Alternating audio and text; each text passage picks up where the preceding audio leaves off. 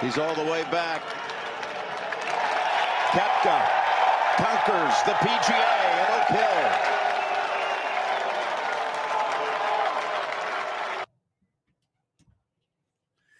All right, Brooks Koepka, your PGA champion for 2023. The heavily celebrated pro, though, over the week, and I think Wes just pointed that out, that you almost heard more about Block. It's kind of like when Tiger's not in contention, you hear more about him than anybody. But the Block story was crazy. Yeah. So the guy's he's a PGA pro. He's not a touring pro.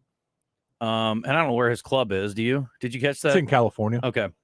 So it's a good story, obviously. And the guy had a really good run. He didn't shoot higher than 71 the whole week. Meanwhile, you got guys who are longtime touring pros who were struggling mightily with the rough.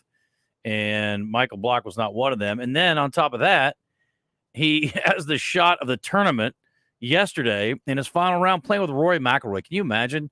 You're a club pro, and the next thing you know, you're in the final round of the PGA Championship playing with frickin' Rory McIlroy. And then this happens. At the 15th. The fairy tale story gets better. A home run for Michael Block. I didn't go and did it. Straight in the hole. Oh. No way. No way. Roy, did it go in?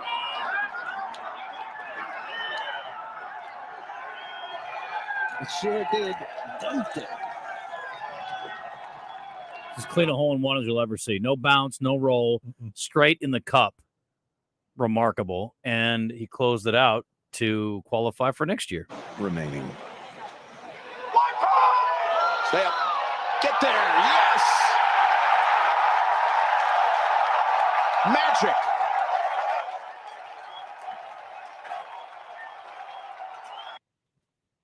Way to go. What a finish. Michael Block also got a cool call after closing it out. And it was from the folks with the Schwab tournament. Great week, my friend. Congratulations. Don't tell me what you're going to tell me, because if you tell me, I'm going to start crying right now, man. I am going to tell you what I'm about to tell you. We would love for you to come play in our golf tournament. And we have an exemption available, and we'd love for you to be at Fort Worth this week. I don't want the hair on my arms is standing up too. So just take a deep breath. But there's no better person for this last thing. Michael, I haven't met you yet, and I can't thank you enough for this opportunity. Someone once told me that Colonial sets up pretty good for an old pro like me. So yeah, for sure. I thank you so much, and this is even more insane. And I look forward to. Sounds like transferring my tickets to Fort Worth, Dallas tomorrow, and coming to you guys rather than Orange County. If you could talk to my boss real quick and tell him that I won't be at work next week. Is that okay, Matt? Yeah, it's fine. Okay, good. I'm good. I'll be happy to call for you. Okay, no, he's right here. He's right here. He's got tequila in his hand, so he's good. At TCU. Yeah, and a daughter TC. So we're coming. We're good. And that opportunity is ridiculous. I can't thank you enough, and I look forward to hopefully making that exemption a huge value to your tournament. You said it yesterday that this was the best week of your life. What do you call it now? Thanks, Amanda. I appreciate you making me cry. It's amazing. I'm living a dream. I'm making sure that I enjoy this moment. I've learned that after my 46 years of life that it's not going to get better than this. There's no way. No chance in hell. So I'm going to enjoy this, and thank you. We have loved watching you soak in every moment. And the cherry on top was what Jim Nance called an all-time up and down. This par save right here. What did you see? I hadn't made very many putts today. I rolled it the same the last 3 days, and today, just for some reason, the ball was going over the lip, and that one snuck over the lip, and it made my day. And Rory was awesome, man. Everyone was awesome, and I can't thank everybody enough for being so cool to me. And cheers to the 29,000 PGA Tour professionals in the world. It's for you guys. We cannot wait to see you next year. No qualifying necessary. That par save locked you into a top 15 finish, which means we'll see you at Valhalla. There you go. So he's in for next year.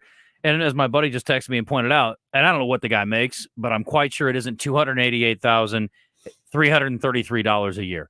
So he just made himself $288K on top of that. And he also has an entry point into this tournament next week for a chance to make a whole lot more money as well. Although I'm sure the purse is probably not $17.5 million. It's probably not too bad. No. Colonial's nice. And as he said, that's a very tight golf course and it's not very long.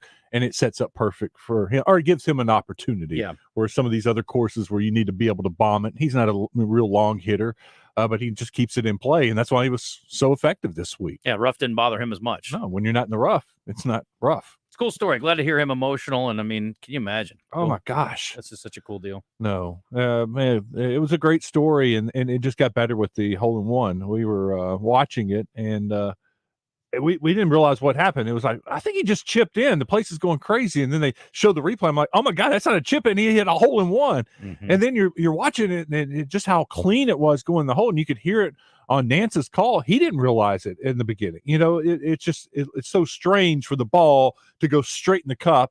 And it just disappears. And you're like, where'd the ball go? Right. You're like, oh my God, it's in the hole. The fact that Rory picked up on the fact that he had made a hole in one before he did was pretty funny. He's like, that didn't go in, did it, Rory? Hilarious. How about you're asking Rory if you just hit a hole in one? I know. I thought about that at the time too. That's funny. Phil Mickelson also gets a game ball. We'll do game balls and jockstraps next segment, but he gets a game ball. He hit his he made the cut again, hit his 100th cut in 119 major starts. He's third all time behind Jack Nicklaus and Gary Player. Gary's got 102. Tiger, by the way, has made 77 cuts in 91 major starts. Mickelson, 27 PGA cuts in 30 starts. And you got to give him a lot of credit as well. Still, I don't know how he finished up, but I guess he wasn't really in contention. But to make the cut again is pretty remarkable. 100 cuts in major tournaments. It's amazing. What is he on a special diet? Mickelson, Phil? Yeah, he's lost a lot of weight. Yeah, well, he's looking thin, and obviously DeChambeau has reshaped his body intentionally. But yeah, Phil looked pretty lean. I'm happy for him, but he almost looked sick. Like I was worried. I was like, is everything okay? I mean, is there something wrong? I think he's all right. I haven't heard anything. He just focused on his body a little bit, and he shot even par yesterday, but he shot 10 over for the tournament. Okay. So he tied for 58th with Dustin Johnson. Nope, Dustin was 55th. Oh, well, yeah, much better. Sorry. Guess his back caught up to him. Well worth it. I watched a little bit of him on Sunday. He was you can watch before the coverage starts on ESPN, some of the featured groups. And so I watched his group with Jordan Spieth. Mm-hmm. Jordan Spieth, by the way, if you like to do some futures bets, I think he's getting close. He was killing his driver. Jordan Spieth was out driving Dustin Johnson yesterday. Jordan Spieth was very mad at himself. Oh my gosh. What day was that? I don't Saturday? remember. He lost his stuff on the tee box. Can you just hit an iron shot? Yeah. He was struggling a little bit. He played really well yesterday while I was watching him for about 10 holes. So I don't know what he shot in the final round, but I don't pay a lot of attention to him unless he's at the top of the leaderboard. So, all right. Shot 1 under yesterday. We've got a couple of things here on Asher Record Live Fan Feedback. If you want to hit us up, it is on our Listen Live button. Feel free to contribute. You can also call us at 661-1037. That's a 501 area code. That is the same number for our First Arkansas Bank and Trust text line. Love to have some interaction from you. You can email us too. You can email me, Justin at 1037thebuzz.com. We're all on Twitter at Wes_more, at CWeaver1037, at Justin Akery 7. Ricky says, Brooks is for sure not coming back to the PGA Tour. We can forget that. Your live take is so dumb, Justin. Stop with the money thing. It's not going away. Wait until the end of this year and see the guys who are going over to live. Your take is why the live is going to grow greatly. If guys like Brooks are left off the Ryder team, the ratings will suffer big time. Tell our government to get off their knees to the Saudis. Tell those big PGA Tour sponsors that have strong ties with the Saudis to back off then. Come with your take against the live. Well, my take on the live is what a lot of people's take on the live tour is. So you can disagree. That's fine, but you're not going to change my mind just by telling me my take is dumb. My take is shared by a lot of people. I would say probably the majority of golf fans. And until they get a reasonable contract with a television outlet, they're not going to have any kind of social relevancy, Ricky. So I'm sorry that you don't understand that. No one pays any attention to these guys until they're on in a major. And it's not to say that they can't golf. They're all, not all of them, but a lot of them are good golfers. And there's Pat Perez. I mean, there are guys who are slaps that aren't good golfers anymore that are chasing the money, and that's fine. I don't begrudge them chasing the money, but I don't like what the Live Tour is about. I don't like who backs it. I don't like what it stands for. And I like the PGA Tour, so that's me. You can choose whatever you want. You want to root for the Live guys? You want to try to find it on the CW? Have at it, bud. It's just not for me. Same guy, different name. And by the way, idiots like Ricky V and Mike L, who are the same guy, we know what IP address you're coming from, so you can just put your same name on there, and we'll figure it out. Like I can see it's the same guy. You're obviously a negative Nancy, and you're having a bad day. I don't know who peed in your Cheerios. I don't know what your situation is, but cheer up, bud. Cheer up, Mike. Here's Mike's other take, or Ricky, or Mike N. Maybe it is. He changed his name 3 different times here over an hour, but whatever. I don't mind reading your take and then telling you why you're stupid. Mike says, I'm sick and tired of people that keep standing up for this baseball coach because you just only get conference wins. Tired of him not owning up to his mistakes and blaming everything but himself.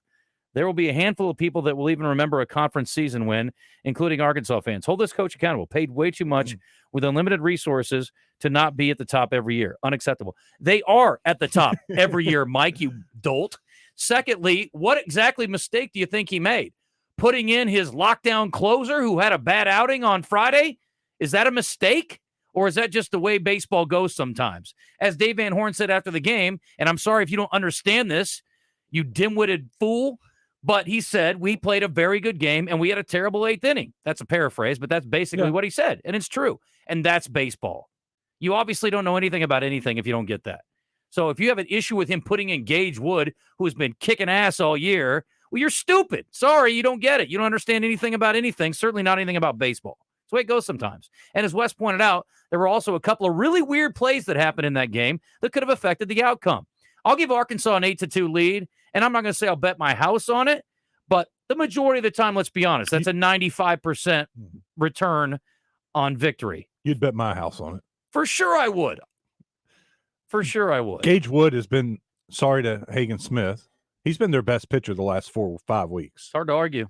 The stats back it up. He comes in, he shuts opponents down, and he does it for three plus innings sometimes. So to ask him to come in and pitch the 8th and the 9th, it seemed common sense to me. When he came in, I thought nothing of it. I thought, well, Morris is rolling. I thought he might stay with Morris. That was so good to see, too. Oh, my gosh. Zach has found it. No, that's awesome. Zach is back.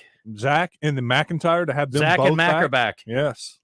That gives you a good feeling for the postseason. 100%. And honestly, I'm a little concerned about Gage right now. Why?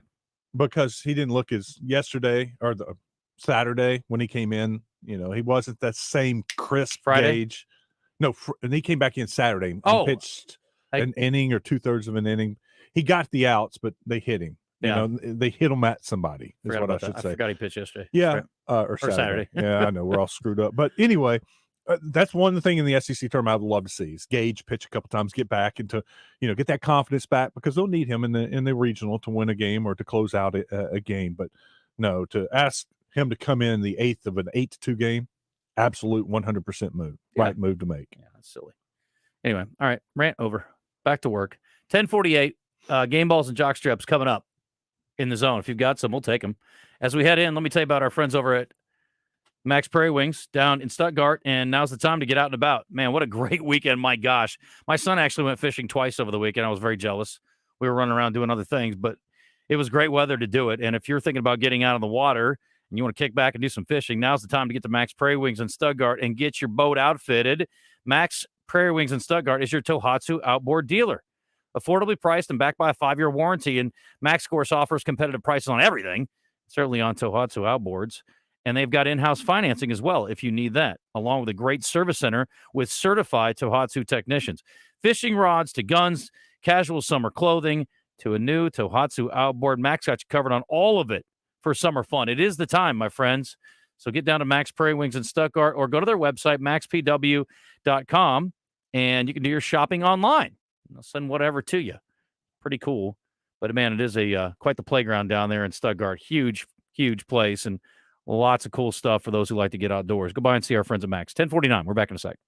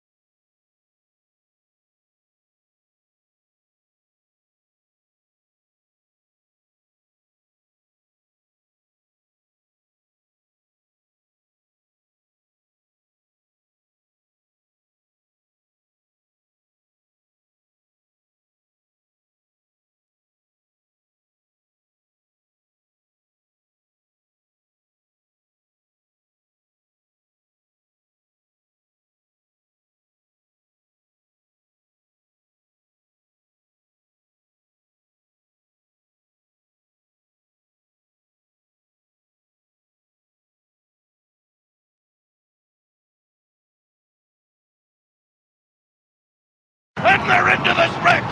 National Treasure taken on by Blazing Sevens. Page wanders inside. Still work to do with him. National Treasure digging in. Blazing Sevens. Page is third.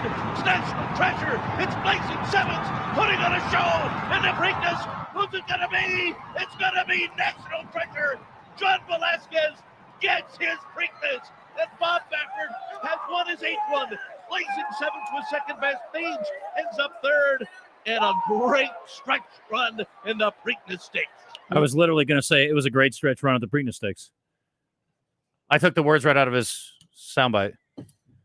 National Treasure, the 8th Preakness win, as you just heard, for Bob Baffert, game ball to Baffert, who has been dealing with a suspension from Churchill Downs over the last couple of years, and now back in the mix. And his horse, the 5-2 second choice, after we had a late defection with 7 horses in the field, ends up winning it.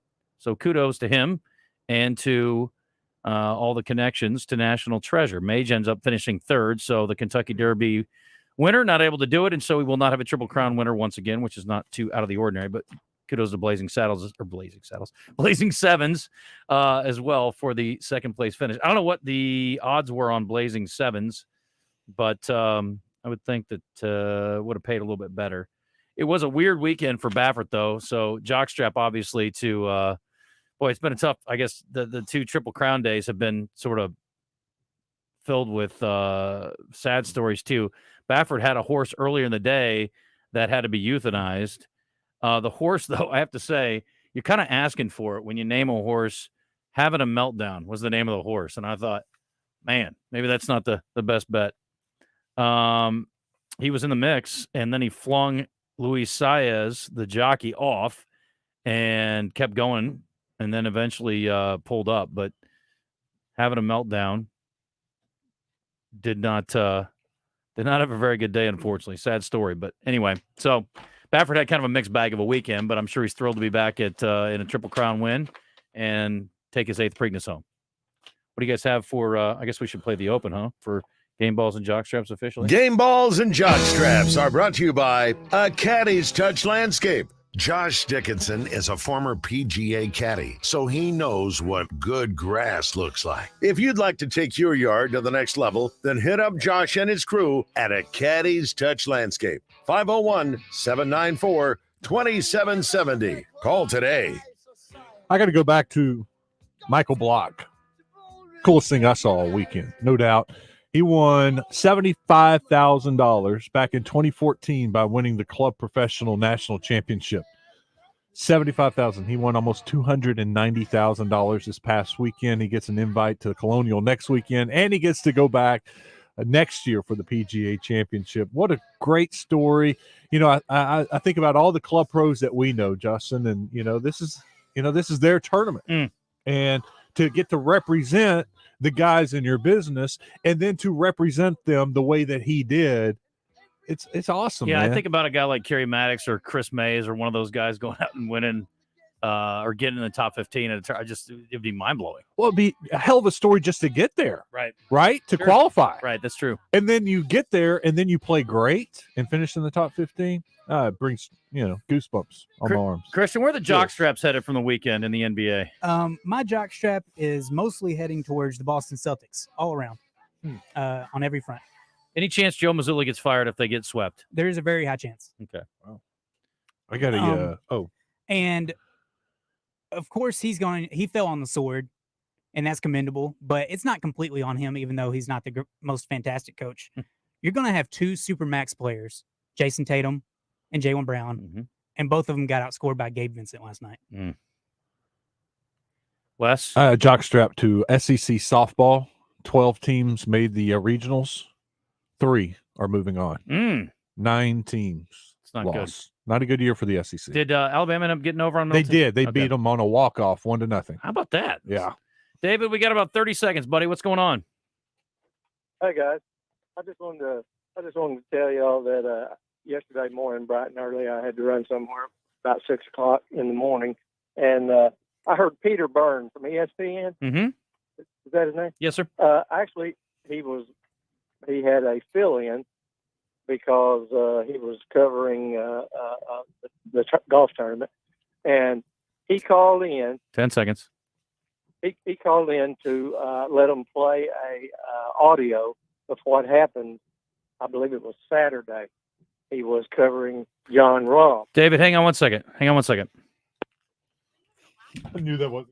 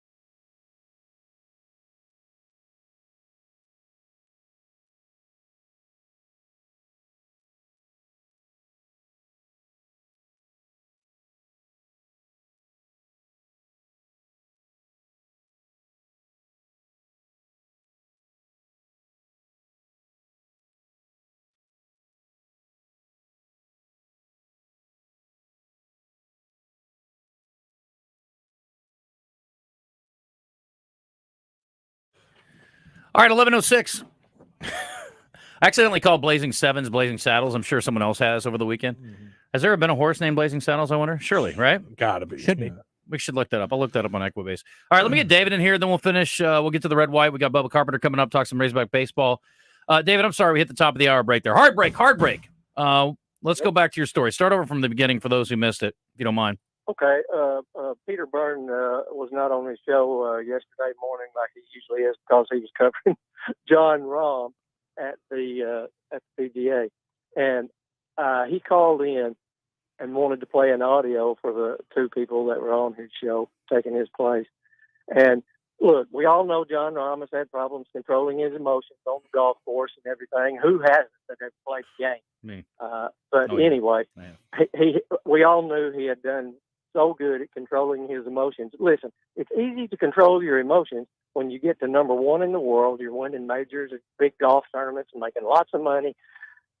The old Rahm showed up this weekend. He had to play this audio. He's following Rahm around with his little microphone so you can hear everything he says and everything. And finally, he just has all he can take. He's 6 over par. He turns around and just smashes the microphone, and you can hear Peter Byrne just gasp because he is in shock. And then Mr. Rahm goes to berating him and everyone around. It was really funny. It was really funny, and I thought the old Rahm is back at 6 over par. I saw a clip know. of him, David, talking to a photographer, a videographer who was following him around and said, he goes, "Why do you always get close-ups of my face when I'm angry?" And he's like, basically get out of here. But I didn't hear about him smashing a microphone. That's a different deal. So yeah, it was a pretty good hit. I don't know if it was hand or golf club, but it was pretty loud. Of course, it was a microphone. Now, I just want to say something about the Live real quick. I had to come to terms with this with myself because, first of all, I thought I despised the Live golfers because of the money. Actually, Lefty has always been my favorite. And then Koepka came in there because of his attitude. He's not a great guy. He's probably not going to hug Block when he makes a hole-in-one. He may not even hug his own fan. But his attitude on some things, such as the game, I really like. Because, like when he was asked why you're not practicing every day for the major this week like everybody else is, he says, well, because I have a life and I don't like to play golf every day. I just eat that kind of stuff up, But anyway, Lefty left, Koepka left, DeChambeau left. That's 3 of my top 4 or 5 favorites. So basically, I was mad because I was not going to get to watch them. Right. The money thing, if I was in their position, I may have done the same thing. So it's just the fact that the quality of the production that I want to watch, especially in the majors, is down because I'm not pulling for the Live golfers anymore. I don't like what I call foreigners to come over here and take our majors away. I was the biggest Connors fan. I was the biggest Hoblet fan. And if Rory could have been at the top, I would have been pulling for him because he's a great guy and everybody loves him. So now I just want you guys to know I can pull for the foreigners. I'm glad that makes you feel better. So well, thanks. I guess he's out. Yeah, he's kicking I guess he's focusing on Hovland as a Oklahoma State guy, not a. No, he said he can now root for foreigners because these guys left and that didn't leave him anybody to root for. So now it's opened his mind to foreigners winning here. Yeah, I never cared about them taking money. Like the money part of it wasn't the important part for me. It was the fact where the money's coming from. I can't begrudge him. Like if somebody came in and offered me, but again, it's different because I'm making an X amount of money. And if you're going to take it and make it times 3 or 4, I probably still have to consider it. But you're talking about guys making tens of millions of dollars and walking away for hundreds of millions of guaranteed dollars, which they could earn as well by playing well on the PGA Tour. So I don't know. Some of them. Right. There are a couple that look, I get it. Like Pat Perez, I don't have a problem with him taking his mullet over there because he's not relevant in PGA Tour life. And I do think Brooks was a little worried about his injuries that maybe he would never get back to where he was. And this is a guaranteed amount of money that he's set for the rest of his life. Sure. And he would have been set for the rest of his life before. John Rahm said it best. He's like, is $400 million more going to make a difference in my life? No. And I'm like, that's awesome. What a cool feeling that must be for you. He can be pissed off all he wants and hit all the microphones he wants. He ain't going to hit $400 million worth of microphones. He must have been on a tear. I just Googled his name, and there's all kinds of different things. He had a bad weekend. Look, it was wet. It was frustrating. The rough was ridiculous. It was hard. I mean, I don't think a lot of guys had fun this weekend, and he was one of them. If you're not playing well in those conditions, it sucks. I hate playing in the rain. I saw the funniest meme I saw going around was Rory and Scheffler had the same rain suit, and I'm like, okay, cool. I don't know. I'm just like, I hate playing in the rain, so I don't care. But it was fun to watch, though. Once again, that's hard. It is. It's good to every once in a while see them struggle, sure, and have a difficult time with the conditions. It felt like the U.S. Open. The U.S. Open's always like that. Yeah. I don't expect the PGA to be quite that hard, but it's usually not. Yeah, it was tough. I love the Masters and love watching them go low, but every now and then it's fun to watch them struggle. No doubt. And I don't have a problem when they lose their temper. No, that's part of it. Yeah. I do have a problem with them going after the guys that are following them around. Like, you can't soak in the limelight and become and benefit from and then complain because they're following you while you're sucking. You're an elite player. That's why the camera's on you all the time. They were on him and getting close-ups when he was winning. Yeah, for sure. There was some cool moments. Absolutely. The Red White Report is brought to you by Big O Tires, with locations in Conway on Harkrider and in Cabot on Prospect Court. Big O Tires offers an endless selection of wheel and tire combinations. Big O Tires, they have everything you need to fit your budget and style. Well, a couple of guys who've been cruising for Arkansas of late, Hunter Holland and Gage Wood, did not have their best stuff this weekend, and unfortunately Arkansas ends up losing 2 out of 3 to Vanderbilt. I hate to start negative, so let me say something great. Arkansas is your regular season co-champions in the SEC for baseball, the #1 league by far in collegiate baseball. Here's Dave Van Horn on Hunter Holland's performance on Saturday. His stuff wasn't bad. I just think that we weren't planning on pitching him very long today, if possible. Would have been a lot easier. We might not even have pitched him today if we'd have won yesterday. So throwing the ball around the plate, wasn't really putting it on. They did a nice job they nickeled and dimed him pretty good. You talk about bloopers and cat balls, and he made good pitches, and they just found holes. You're kind of going, wow. He was a little frustrated with it, and he pitched out of a jam or two. So this will give him an opportunity to rest a little bit. Arkansas leaving 9 on base in the finale in a 7-6 loss, but they did pound out 9 hits and scored 6 runs. Unfortunately, they allowed 7 on 12. It was really fun day one when Arkansas scored 4 runs in the first inning and had 1 hit. That was cool. Arkansas has been getting a lot of breaks, and unfortunately, the breaks went the way of Vanderbilt this weekend. Here's Dave on evaluating his offense going into the SEC tournament, which for Arkansas starts on Wednesday. I'd say middle of the road right now. I mean, it's been better. We put together some good innings, but we got to get some guys going. Guys that have been around, and they've had. You think about, a couple weeks back at Mississippi State, the weekend that like Borfin had. And Kendall Diggs and those guys, then they kind of tapered off last weekend. We've got to get them all going. I mean, Peyton Holt was huge for our offense this weekend. He looked more like a guy that should be hitting in the 3-hole, and that may happen. That's good to hear, because I was thinking the same thing when I saw the lineup Saturday. I'm like, man, Peyton Holt's hitting the ball so well. Maybe they need to move him up a little bit. Yeah, he has been hot. Softball, unfortunately, came up short this weekend against Oregon, got 10-run ruled yesterday, and their season comes to an end. Great season again for Coach Deifel's bunch, but it is over for Arkansas. And what else happened this weekend? Is there track and field? Golf? Tennis? Okay, let's move on. Bubba Carpenter standing by. Sorry, Bubba. Bubba texted me a little bit ago, and, well, I didn't see it till just now. My bad.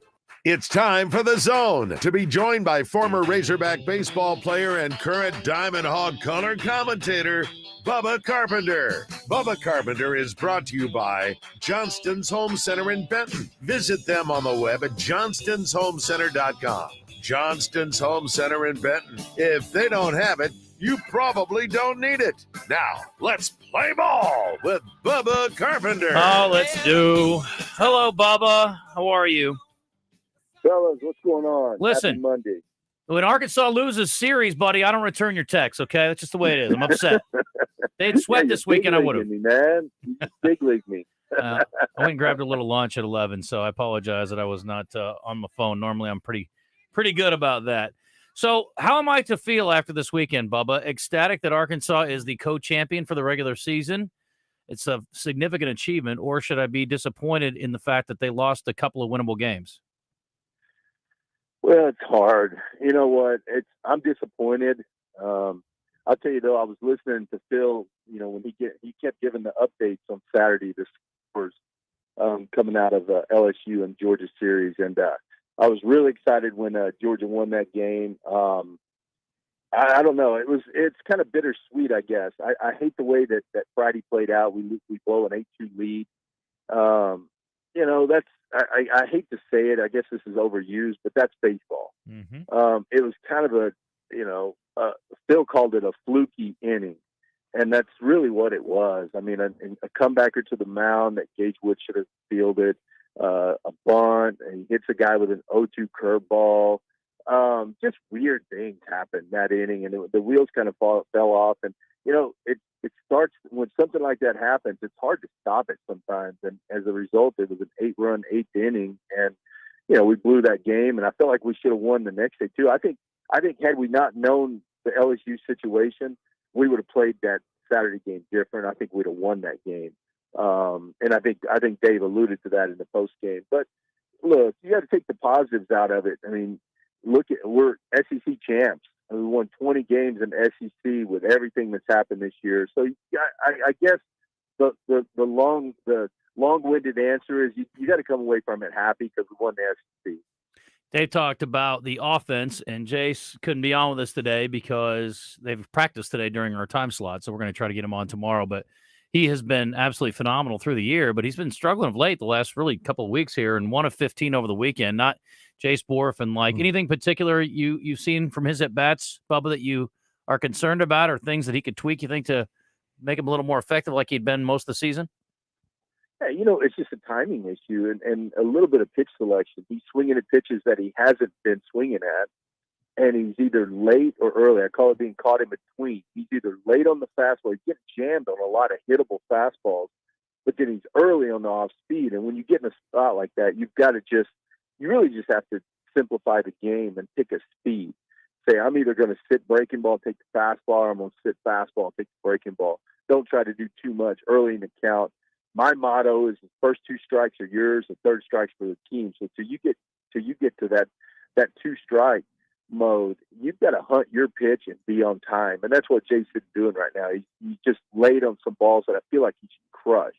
And so I'm not worried, though. It's not a swing deal. It's more of a mental thing.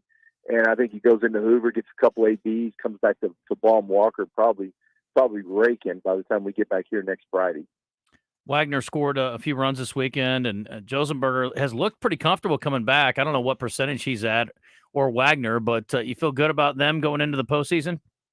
Yeah, I feel like they got better over the weekend. If you look at Josenberger, he's 2 for 17 since he came back from the injury against South Carolina and then Vandy, and then Wagner was 1 for 11 over the weekend. But both of them are finding ways to make things happen. Tavian's walked 9 times, scored 4 runs. Made some really good plays out in center field. Wagner's 1 for 11, almost had a home run, scored 5 runs, got hit by a couple pitches, walked a couple times. So they're still making things happen. But Dave even talked about it. Every day, Jared gets better, Wagner, and his swings get better. And so I think Jared's going to be ready when Friday rolls around, and I'm not worried about Tavian.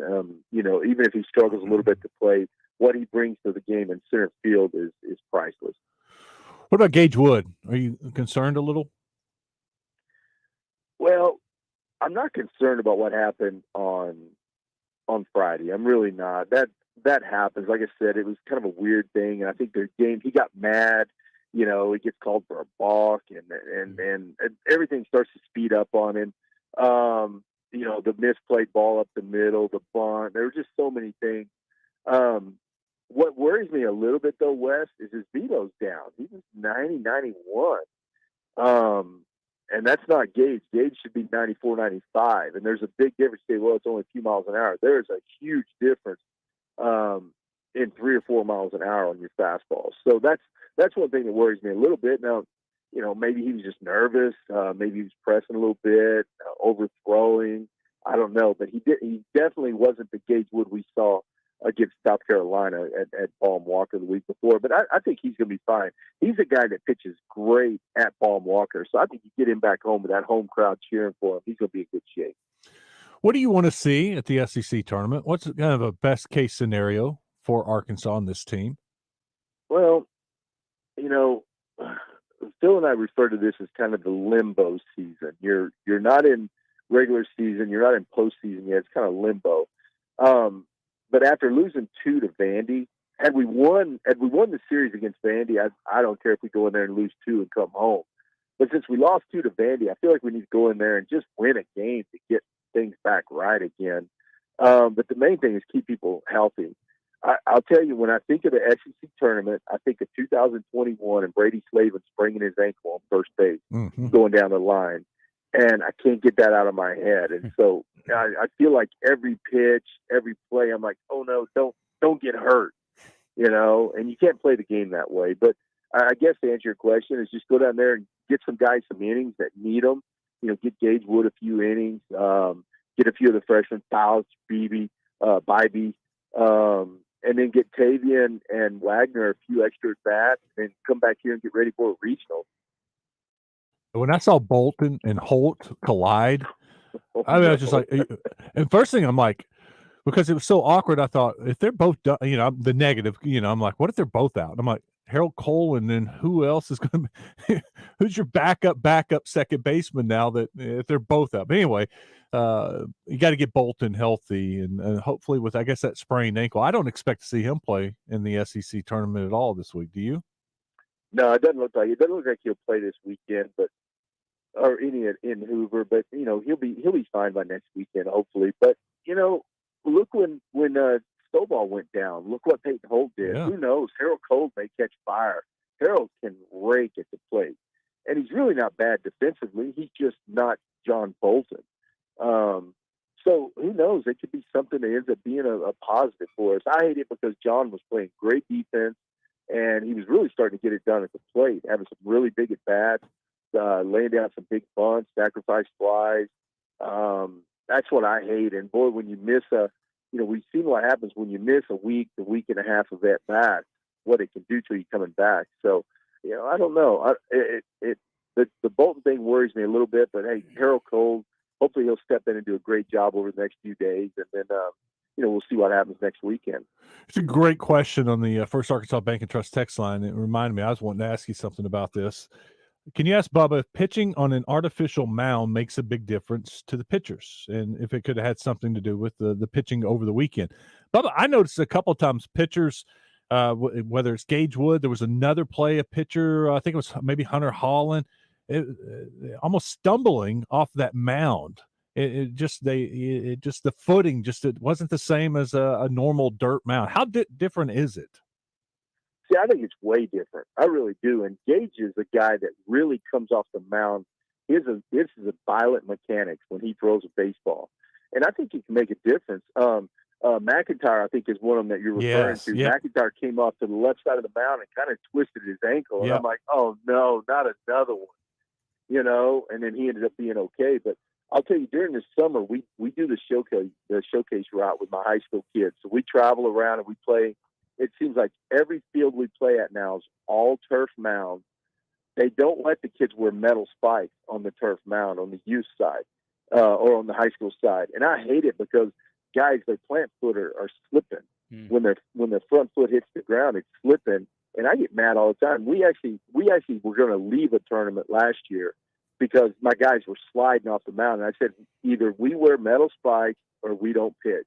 And they let us wear metal spikes because I won't get a guy hurt. But there really is a big difference in coming off of that turf mound. And I know it's got to be the same size, but it just looks different, and maybe the sides of it, because I noticed it with McIntyre. He just, when he stepped, it was almost like he was thinking he was on a regular mound, and then when he stepped, it was different and caused him to lose his balance and twist his ankle. It just seems odd. Yeah, it's like a different shape. It's a different feel. I just don't like it. I really don't. I never have liked the all turf mound, but it's. I don't know. I don't like a lot of things about Vanderbilt, to be honest with you. But yeah, I've decided, fellas, that they take the crown now my hatred for Vandy and the Vandy boys. I think overrides Ole Miss right now. I can't stand all their antics and all the crap they do between innings and all that stuff. I hate it. It's a whole bunch of eye service is all it is. Yeah, first of all, the Vandy Whistler needs to be killed. I don't know if I would cut his lips off if I met him, but it's so annoying. And I've noticed it more. We actually asked Borfin about it, I guess, this week when he was on with us. But the guy is the most annoying person in the world. And they embrace it. And they clap when he does his stupid whistles. And they got the whole thing down. It's so much. I never thought anything could be more annoying than the cowbells at Mississippi State. But I think the whistler is. It is awful. And that guy needs to be beaten up. I don't advocate for violence, but somebody should beat that guy up. The other thing is... sorry, Vandy boys. I mean, it sounds like a glee club. What is the point of this thing, Bubba? I don't know what we're doing. It's ridiculous, but yes, it makes me hate them, and I don't want to. I mean, Vanderbilt normally does not rise to the level of passion. I realize they are better in baseball than anything else, but normally they can't get me excited enough to hate them. But they're getting there. Yeah. And they're just ridiculous. You're right. I'm on board with all this. Yeah, I mean, the more you watch, the more you just. And that in-between innings thing where they go out there and they do this choreographed stuff. I don't know if y'all remembered it last year in Fayetteville when they came. But all that crap they do out in the outfield between innings, it's just all eye service. And it's pathetic. Just play the game of baseball and cut it out. And, yeah, the whole Vandy boys thing, I don't know who started that or what's behind that. But it's, yeah. I don't know. It's everything about them just annoys me. Yeah. Is Corbin that way? Because he seems a lot like Van Horn to me. Mm-hmm. It's kind of surprising that his teams would do that. But I don't know him. See, I don't know much about him. He doesn't seem like that kind of person, but I don't know. Neither Mike Bianco doesn't either, and he allows all that stuff at Ole Miss. So, I mean, who knows? But I know for a fact DVH would never allow all that crap. Yeah. Now, the stomping on home plate, I mean, all right, if you want to stomp home plate, stomp home plate. I get mad when they're at Palm Walker and they stomp our home plate. Yeah. You know, something about that annoys me. But if you want to do it, do it. But all the other crap, I think it's just eye service. Bubba Carpenter joining us, courtesy of Johnson's Home Center in Benton. Let me ask you about the matchup. Speaking of coaches that certainly get Razorback fans intrigued, Arkansas's got A&M or Tennessee. Is there a better matchup in your mind for Arkansas in the first round or for their opening game, I guess? You know, I'd rather play A&M, you know, because I think we're going to end up throwing. I think we match up better against A&M. We're probably going to end up throwing some freshmen that Wednesday game. So, yeah, I'd rather play A&M if I had to pick. What's the pitching strategy? I mean, you just alluded to it, but I mean, and Dave Van Horn was kind of wishy-washy. Yeah, commenting on it that they may throw off a little bit. You got potentially 4 games if you don't lose. You got 2 games if you lose both. You could play, what's the max, 5? Yeah. If you lose a game and work your way back to the championship. I mean, what's the strategy, Bubba? What do you think? I mean, because you want to get these guys some work, right? You don't want Hagen Smith to sit for a whole week. Or do you? Or 2 weeks.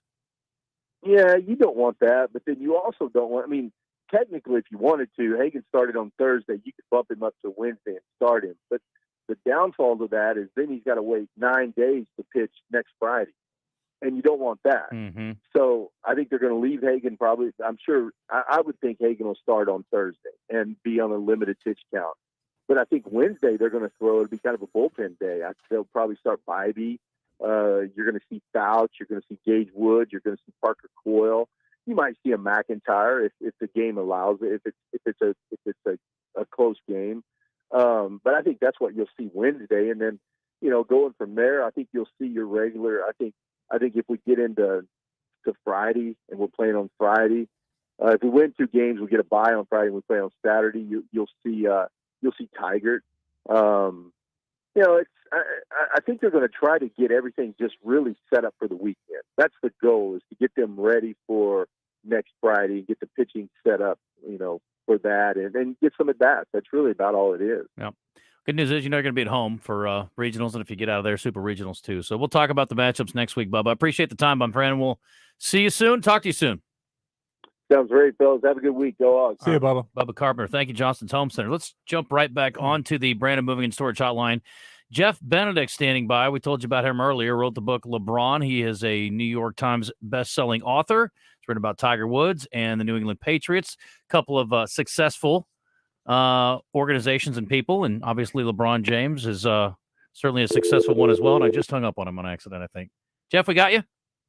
Are you there? I think I lost him. My bad. Sorry, Christian. My fault. We'll get him on in just a second. But we'll talk to him about this book, LeBron, and talk to him about his thoughts there. And obviously LeBron's very much In the news today, because his Lakers are about to get swept out of the Western Conference Are Finals they? potentially. I don't know. They're not in very good shape right now. So let me get Jeff in here and apologize. But all you can do is hit the wrong button once, and then bad things happen. Don't do it again. I'll try not to. There we go. Boop. Jeff Benedict joining us. Jeff, welcome. Hey, welcome. Good to be on with you guys. Jeff, I'm sorry I hung up on you. I hit the wrong button. The drop button and the pickup button are right next to each other. I don't know who designed the stupid phone. It's amazing. I don't do it more often, honestly. But anyway, I thought you changed your mind, just didn't want to talk to me. Heck no. LeBron James is such a compelling and interesting figure for so many reasons. He's obviously, I think he's unequivocally one of the top 5 basketball players ever to step on a court. For our listeners, he is very polarizing, I would say. There are people who hate on LeBron, and I look at guys who have these missteps, most recently John Morant. LeBron, to me, is an exemplary professional athlete. I say it every time anybody asks me about him, and yet he's got a good portion of haters. I don't necessarily understand it. In writing the book, is that something that you delved into? Absolutely. And I do understand it, actually, because if you look at his the early part of his career, meaning his first 7 years in Cleveland before he left for Miami, he really adopted the same playbook that Michael Jordan followed throughout his entire career, which was his focus was exclusively on basketball and on Nike. And Michael did that. Michael stayed away from politics. He stayed away from social justice causes.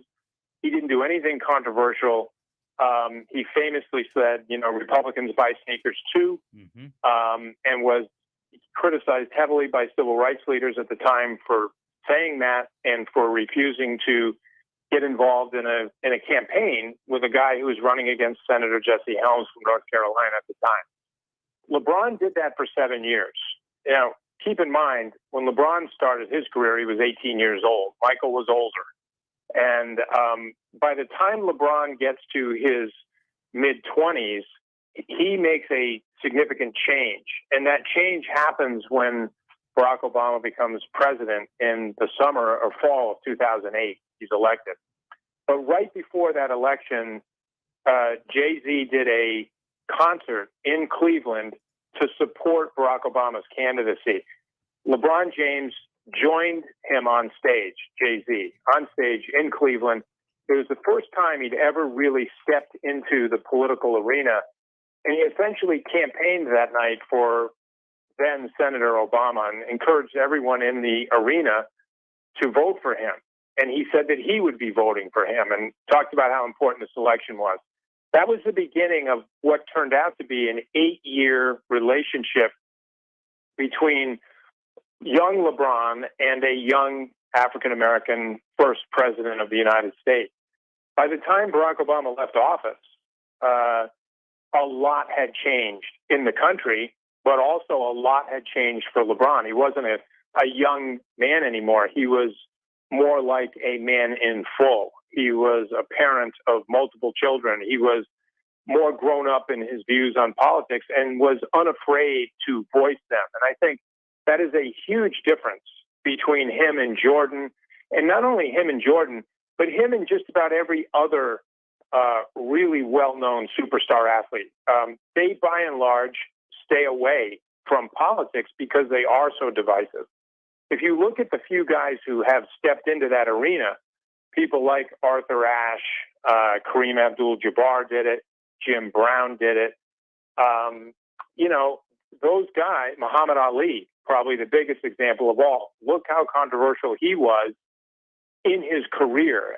Not later when he retired, but when he was a boxer, half the country hated him. And so I think that part of what LeBron is dealing with is the fact that he reached a point where he was unafraid to weigh in on things that he thought were important. And I think by the time Trump comes along and he is basically going toe-to-toe, the most famous, powerful athlete in America going toe-to-toe with the leader of the free world, it really helps explain why there are people who don't like LeBron. It doesn't really have anything to do with his basketball career. Does that bother LeBron? If you'd asked that question earlier in his career, the answer would be yes, because LeBron like most performers, they do like to be liked. I mean, performers like to be liked. They don't like to be hated. And I think LeBron was super sensitive to public perception and how people thought about him. That was really obvious when he announced he was going to Miami in 2010, and he became the most hated athlete in America after that. And that's, by the way, that's before he starts to get really involved in politics. That was when he, made the decision to take his talents to South Beach, as he put it. And that did bother him immensely. When he saw the backlash, it hurt him. It wounded him. By the time you get to by the time he leaves Miami 4 years later, he's got a different exterior in terms of how he deals with hatred and public criticism. And he realized, I think, that if you're going to take a position on those things that matter so much, you have to accept the fact that you're going to alienate a certain segment of the population, of the culture, and that going in, and you got to deal with it. And he has dealt with it.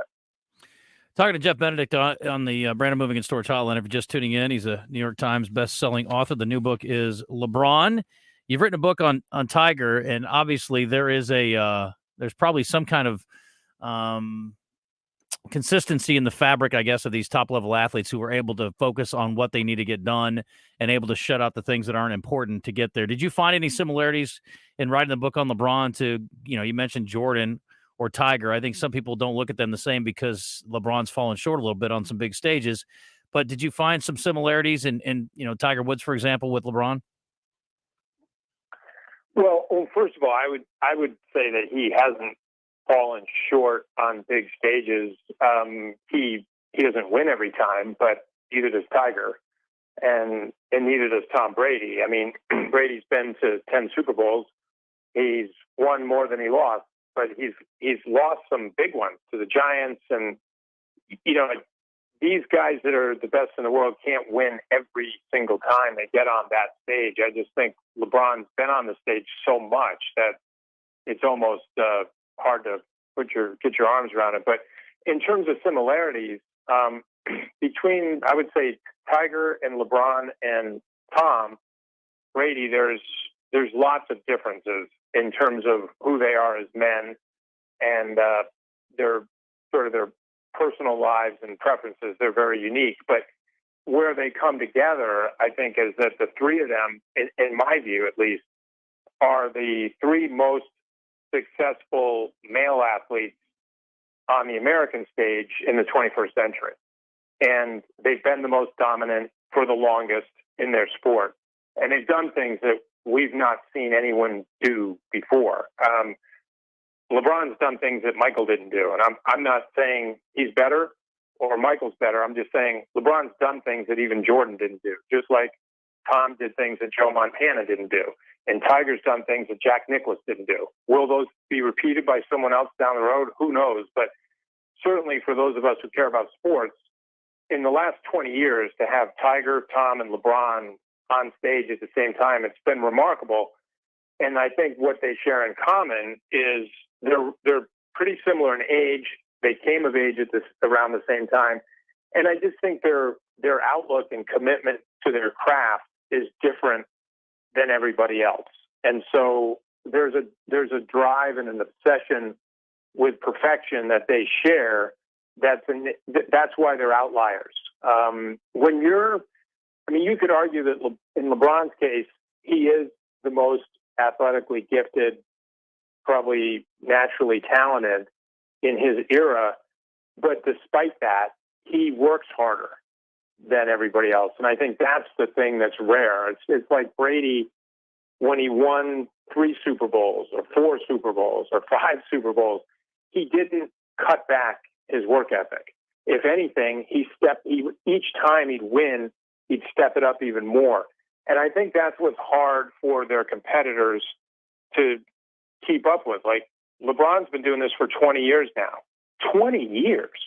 I mean, we got other players in the NBA now that are young and super talented, but I always say none of them will be dominating 20 years from now. They'll be gone. And I think that's what's so unique about the 3 guys I'm talking about is they got to the top of the mountain and then they occupied it for 2 decades. There you go. I can't wait to read the book. Jeff, I appreciate the time. Thanks. Good luck with it. Hey, thank you guys. Appreciate it. All right, Jeff Benedict, author of LeBron. And again, I think we all understand LeBron is a interesting figure. And, I think people don't quote the political activism as the reason they hate LeBron, but I'm sure that's a part of it for a lot of people. I never thought about it, I guess, that much. When I was thinking about it, too, that's why we stay away from politics, because it's so divisive. We need everybody to like us. Mhm. We don't want to have a half of this a population or more here in Arkansas. I can't stand them because of their political views. Mm-hmm. Yeah, I got enough reason for people to hate me. I don't need to get into politics for sure. We're going to talk some investments. One thing we can all agree on, can't have too much money. And that's whether you're talking about LeBron or us or a guy who just won the PGA Championship, Brooks Koepka. I mean, want to make some good decisions, obviously, for their financial future. We're going to help you out with that with John Shrewsbury and our buddy Scott Inman. They're going to be in studio coming up after the break. So we'll get some thoughts from them on the current state of affairs in the second hour at 12 o'clock. We'll let you call in and ask some questions if you got some specific things you'd like to delve into. They will be here to help. Big O Tires is a good deal. They'll save you some money. Buy 3 tires, 4 tires, absolutely free. Get that deal right now in Cabot and Conway. Great selection of tires, all the name brand tires. And Big O Tire has the Big O Tire. It's a good value tire. Buy 3, 4th tire, absolutely free. Remember, Big O Tires does more than just tires. They'll work on your vehicle. If there's something wrong with your car and just not running right, check engine lights on, can't figure out where to take it to Big O Tires. They got mechanics on hand ready to help you out. Big O Tires in Cabot, Prospect Court, right in front of Kroger. In Conway, they're on Harkrider. Go see our friends at Big O Tires, the team we trust.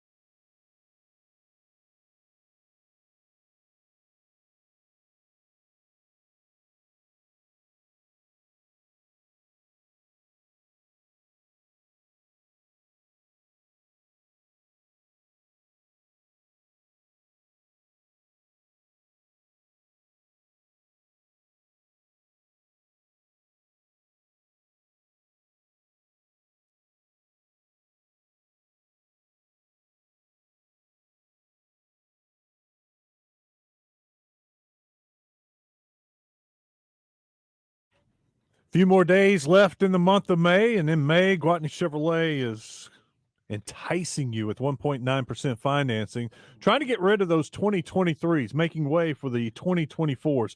Right now, you can get a super low 1.9% financing on new Blazers, new Equinox, new Trailblazers, new Traverse, new Silverados. A lot of vehicles out there right now with 1.9% financing. You can also get no payments for 90 days. Once you buy that new vehicle, Gwatney Chevrolet, you wouldn't have to make a payment until maybe September if it works out for you. Go look at the website, GwatneyChevrolet.com. You can see all the inventory, see all the great vehicles they have. They're getting new vehicles every single day. Then go to the Gregory Street exit in Jacksonville and see our friends at Gwatney Chevrolet. We are joined in studio by Scott Inman, our old buddy, talking about what's going on with our friends over at GenWealth. And we appreciate coming up. I guess John got tied up, and that's unfortunate, but we wish him the best. And the whole team, love the show on Saturdays. You can catch it here on The Buzz. And going to get some advice from Scott today, pick his brain a little bit. And if you've got a question, you can call up at 661-1037. We're going to try to open up that next segment after the top of the hour, largely for questions, but we'll take some now if you are compelled. What's up, buddy? How are you? Man, I'm doing great. How are you guys doing? We're good. Good. It's been a minute since I've been into this show. Yeah, it's been a while. So I want to talk some sports maybe in the next hour as well. Yeah, but sure. So I think everybody understands the financial situation right now. We're talking about interest rates being up and the market being down. And I mean, there's not a lot You only get mugged if you go downtown. It's not a lot of positivity, Scott. So I need you to lift our spirits.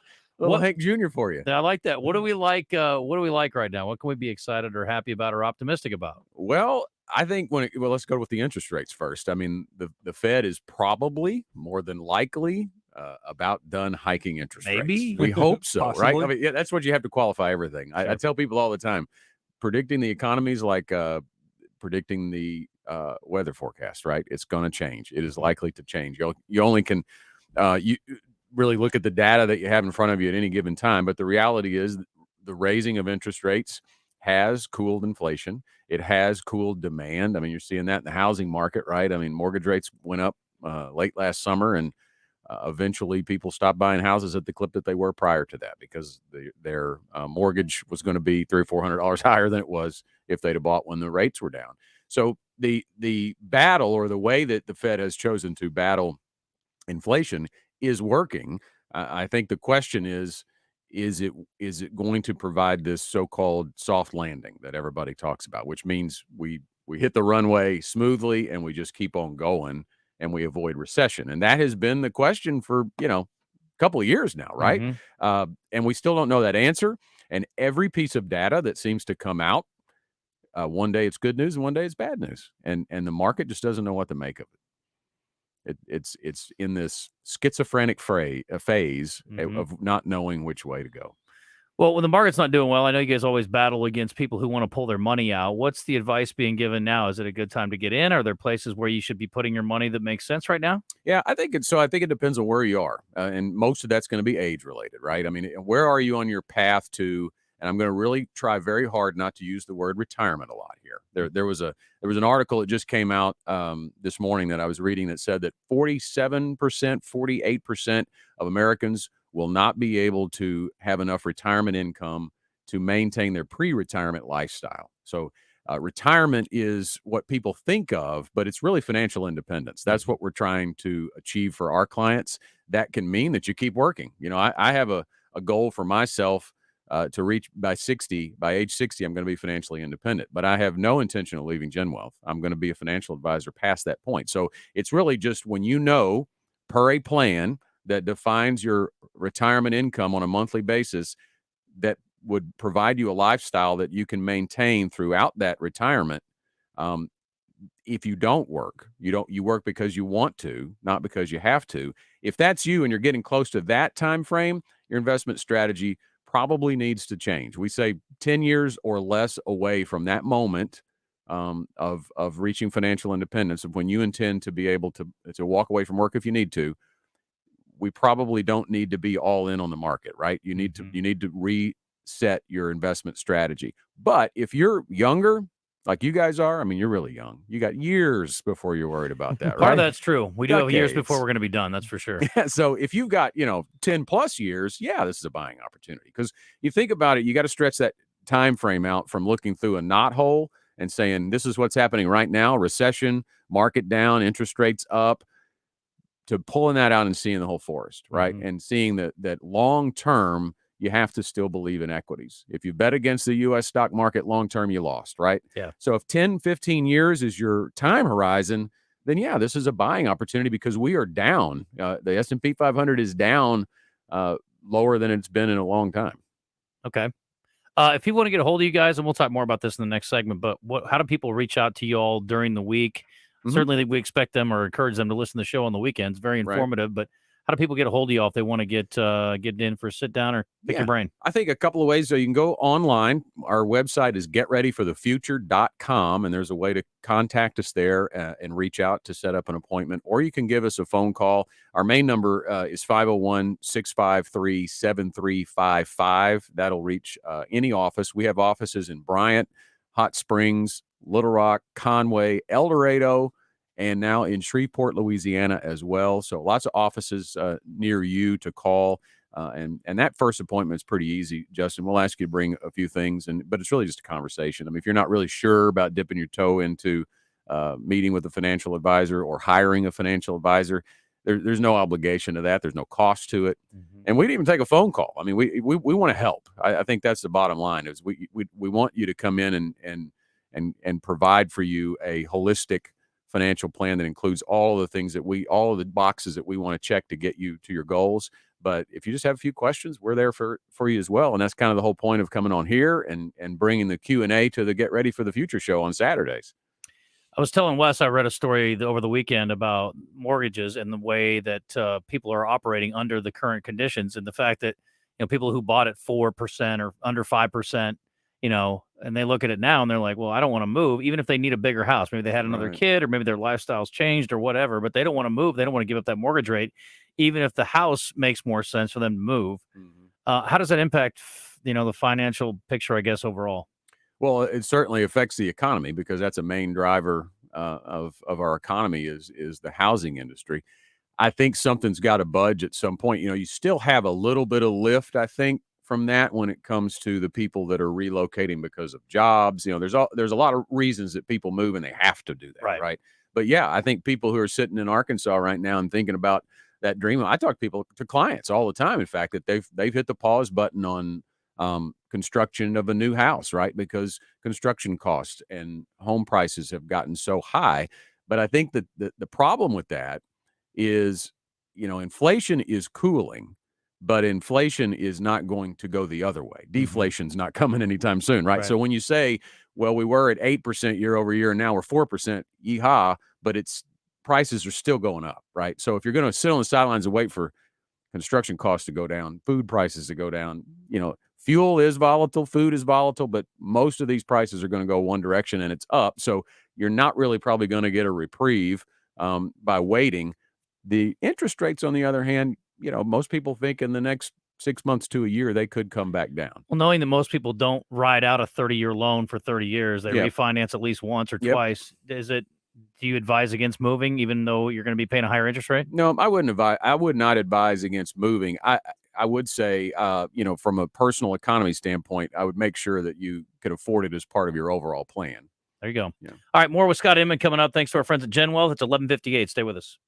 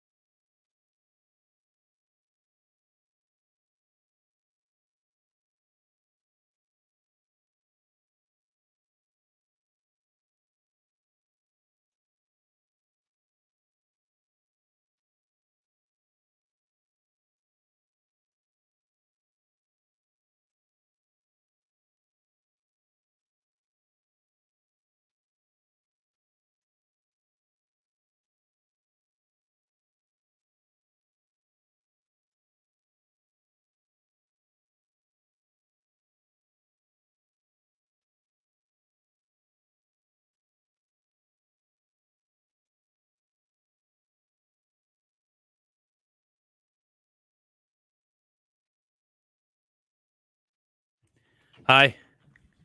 12:07, hour 2, 3. What time is it? Hour 3. Let's try that again. Justin Acree, Wes Moore, the Wizard, Christian Weaver, and Scott Inman joining us in studio. Are you on Twitter? Yes. You are? Yes. What's your handle? Scott A. Inman. Scott A. Inman? Mm-hmm. SCOTTAINMAN? Yes, sir. Very good. No more KTV, Scott. I used to be KTV, Scott. You sure did, buddy. Yeah. You sure did. And I used to be KTV Justin, and now we've moved on to other pastures. They made me leave that with them, oddly enough, when I left. I Really? couldn't carry that handle anymore. Interesting. Yeah. They took it at gunpoint? No, I willingly gave it. How come you're not Genwell Scott or something? No. Oh, I should be. That's a long name, though. It is. We like long names, though. GetReadyForTheFuture.com, and my No email doubt. is scott@GetReadyForTheFuture.com, so you have to really be paying attention to the way you spell on the keyboard to get an email sent to me. I put Scott on the webcam, because he's got a position there. He's got a camera in front of him. Yeah. But the only problem is it says Pigskin Preacher. No. So we'll change that up. We're changing it. Mhm. Oh, Yeah. you just took it off. That's good. Okay. Yep. Okay. Now you're You need to show me how to do that. That's Scott Inman. Ladies and gentlemen, still just as handsome as ever from his KTV days. Well, thank you. And now just smarter when it comes to your money. So And grayer. We all know. Well, it's okay. We all know how to make money. We don't know how to necessarily invest our money always. So that's what we bring Scott in for. If you've got a question, you can call us up today at 661-1037. But generally, if you need them, 501-653-7355, or as Scott mentioned, getreadyforthefuture.com. And in these uncertain times, we need more people like Scott giving us advice on what to be doing. And I think the biggest thing I hear on the show, because I listen to it regularly and I listen to it every week during horse racing season, which is one of my favorite investments, because you guys come on right before Oaklawn race day. But one of the biggest themes I hear over and over again is don't panic. And it's easy to say, but it's also the right thing to do. And not much good comes from it in any setting. Yeah. You know, when you look at the long-term performance of the S&P 500, let's say, you can stretch it out. And I'm not going to be, this is not going to be a specific because I don't have the charts in front of me, but there's data out there that says if like over a 20-year period of investing, if you miss the 5 best days, like out of 20 years, the days that the market was up the most, the 5th highest, you were on the sidelines on just those 5 days, it could make a 2 to 3% difference in your annual rate of return. Wow. So you can't let what's happening now with recession talk, interest rates, all of the negative noise out there make you do the wrong thing at the wrong time for the wrong reason, because staying invested is the path. Timing the market, lots of people try to do it. It is the casino trip. I mean, it's going and spinning the wheel and throwing it on blackjack. And a lot of people say that's calculated too. Maybe it is, but there's a lot more chance in that, I think, than trying to time the market. If you couldn't gather from that, Scott does not gamble a lot because he's spinning wheels and throwing it on blackjack. So he's not gambling his money away. I was giving 2 examples of the way you might gamble your money. Gotcha. Okay. Yes. I thought you might. I didn't know, because No. I just want to think about you not ever stepping foot in a casino, Scott. I want you to Okay. be focused squarely on investing our money through the market in other ways. So, are you guys preaching more aggressive or not as aggressive when the market is like it is right now, where it's a little more of a bear market? Yeah, I think with contributions like into employer plans, and if you have a long time horizon until you're going to need those funds for retirement, aggressive is still a good mentality to have. I mean, I think everybody's risk profile is different. You know, I get a little sideways with that. I mean, we obviously, when you ask somebody what level of risk or do you like, you say, well, none. I mean, I want to make a lot of money and I want to lose any money, right? I mean, that's everybody's risk tolerance. I like that. But there are varying risk tolerances out there, and you do need to be evaluated on that. But generally speaking, your opportunity lies in your employer plans when you are contributing monthly. We call it systematically, right? Over and over again at the same time, and that money's going in, and you catch those dips in the market, you're going to accumulate shares. I think the best mindset you can have is don't think about account value, think about accumulating shares. And that's what's called dollar cost averaging. So you're buying when the market is down. In essence, when the market is on sale, you're getting more shares, and then so when the market goes up, it can potentially give you great benefit. There's no guarantee in that. Dollar cost averaging is not a foolproof plan. Nothing is in the investment world, and that's my disclaimer. You have to say that, and it's true. But that is the aggressiveness that you can think about. Is I want more shares when things are down. I want more shares, particularly if you have a long time horizon. But I guess I'm asking specifically too, what kinds of shares should we be in a portfolio that's a little more aggressive when the market is down, or maybe a little more conservative at this point? Well, I think more aggressive, because that's what's going to give you the volatility, right? You want, if you're looking for the bounce, if the drop down is an advantage to you, then why not have a mindset of, I want to be in something that might drop down more? I know that's kind of strange to think about, but the more volatility, the more up and down it is, the better opportunity you have for that dollar cost averaging to work out for you. So then why wouldn't everyone be taking advantage of the situation right now? Is it just the fear? I think that's, yeah. I mean, I think fear is probably the number one thing, and it creates paralysis. It's like I don't want to be involved in something that is moving. And look at the cumulative effect, right? Price. If you think about near-term retirees, inflation means that they're paying more everywhere they go, right? And they're watching their account values on their statements go down every time they check it, right? So it's this cumulative of, where do I go? And there is a real, I think, draw to fixed rate like CDs, right? I mean, you go to something fixed that I know that I'm going to get something, and CD rates are more appealing right now, right? I mean, you can get a 12-month CD probably for 5%. That seems like it makes you feel good in the moment that, okay, I'm not losing money in the stock market. I'm keeping up with inflation roughly. If I'm getting 5%, inflation's 5 or 6, I'm doing okay. I'm not getting nothing in my money market account. But the reality is you can't think about what's the next 12 months look like for me. You need a plan to, how am I going to overcome inflation in the long term when that CD rate comes out and it's probably not 5% anymore.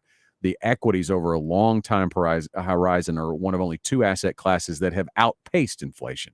And that's what you got to think about. Your assets, not only is it about your savings rate and what you put in on your own, but your growth has to overcome inflation, or you're not really getting anywhere, right? When you come out in retirement and you're trying to buy groceries that are 3 times higher than they were when you were younger, you've got to have something that's going to accumulate.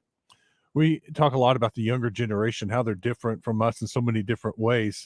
How are they about saving or the stock market, investing? Are they getting involved? Yeah, they are. I think, and I don't work with a terrible number of millennial age folks. We do have a lot of those clients at Gen Wealth, because we have different advisors who meet with different levels of wealth and different ages.